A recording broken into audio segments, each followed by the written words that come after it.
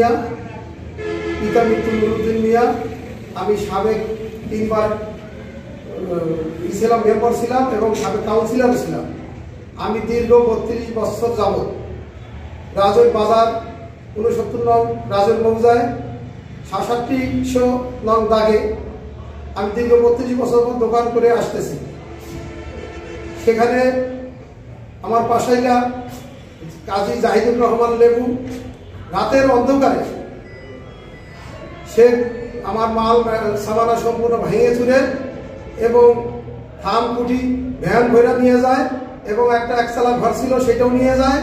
আমার ডাইসগুলো ছিল ring সেলামের dice, সেই ডাইসগুলো কিছু নিয়ে গেছে, কিছু আছে এবং সরজমিনে দেখতে পাবেন আপনারা সকলে আমার সম্পূর্ণ মালামালগুলা কিভাবে ভাঙচুর করছে তার লোকজন নিয়ে।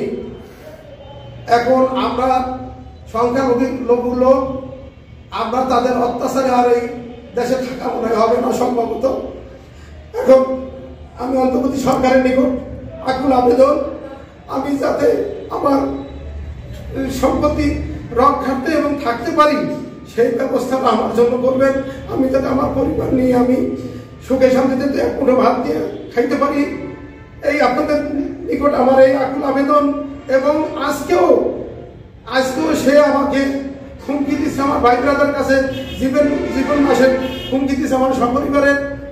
তাই আমি আপনাদের প্রতি আবেদন, কিন্তু অন্তর্বর্তী সরকার নিকট আবেদন, সারা বাংলাদেশ ব্যাপী সকল লোকজনদের নিকট আবেদন যাতে আমি আমার স্থানে আমি সুন্দরভাবে দোকান ব্যবসা বাণিজ্য করে থাকতে পারি, সেই ব্যবস্থা তাহলে আপনাদের কাছে সকলের কাছে আমার এই আবেদন এবং আর্জি রইল।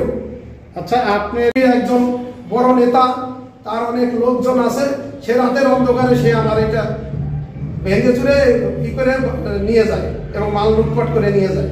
বললাম এই কারণে আমরা ব্যাপারী, তারা শেখ সম্প্রদায়, যেহেতু একই মুসলমান আমরা, কিন্তু আমরা সংখ্যালঘু লোক। আচ্ছা, আইনের আশ্রয় নিয়েছেন? আমি একটা 144 মামলা করেছি কোর্ট থেকে, সেই নোটিশ পেয়ে সেই রাতের অন্ধকারে সে এটা ভাঙচুর করে। মামলা করেছেন আপনি? মামলা এখনো করিনি, মামলা করব।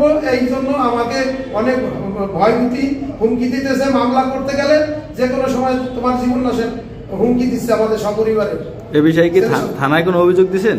অভিযোগ ওসি সাহেবের নিকট দিয়েছি, মৌখিকভাবে দিয়েছি এবং ওই 144 যখনই করছে তাকে জানাইছি এবং ওই জায়গার উপরে আমি রেকর্ড সংশোধনের মামলাও দিয়েছি, তাও 15-20 দিন আগে।